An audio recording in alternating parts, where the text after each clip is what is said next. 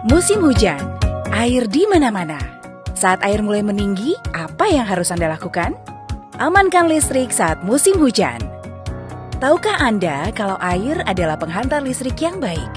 Apabila terjadi banjir dan aliran listrik masih menyala, maka aliran listrik dapat dihantarkan melalui air yang kian meninggi, sehingga bisa berakibat fatal.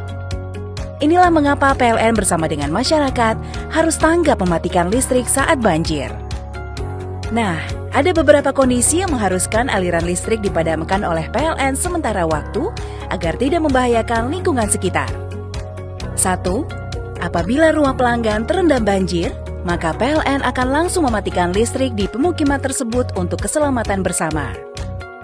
Apabila aliran listrik yang masih menyala, diharapkan partisipasi masyarakat di area pemukiman tersebut untuk sesegera mungkin melaporkannya melalui kontak center PLN 123. 2. Apabila gardu distribusi terendam air, namun wilayah sekitarnya tidak banjir, maka PLN juga akan segera mematikan listrik di gardu tersebut. Hal ini tentunya menyebabkan pasokan listrik di beberapa lokasi terpaksa terhenti sementara waktu. Proses mematikan listrik pada gardu tidak semudah mematikan listrik di rumah. Gardu distribusi dimatikan dengan proses bertahap, melalui pemutaran beberapa knop dan tombol.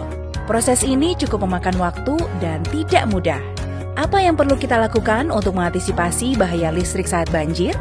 1. Matikan instalasi listrik di dalam rumah. 2. Segera cabut peralatan listrik di rumah yang masih tersambung dengan stop kontak. 3. Naikkan alat elektronik ke tempat yang lebih tinggi agar tidak terendam banjir. 4. Apabila aliran listrik di lokasi yang terkena banjir belum padam, segera hubungi kontak center PLN 123. 5. Mengungsi ke daerah aman sedini mungkin.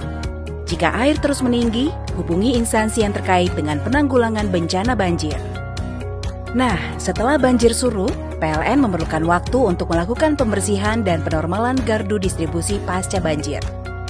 Di sisi pelanggan, dimohon untuk memastikan semua peralatan elektronik maupun instalasi dalam keadaan kering. Oh iya, kita harus sama-sama mengetahui juga bahwa instalasi listrik di dalam rumah adalah tanggung jawab pemilik rumah. PLN berwenang sampai dengan kWh meter pelanggan. Setelah semua instalasi di sisi pelanggan dan instalasi PLN sudah dipastikan kering, maka proses penormalan listrik dapat segera dilakukan setelah penandatanganan berita acara yang disaksikan Ketua RT RW atau tokoh masyarakat setempat.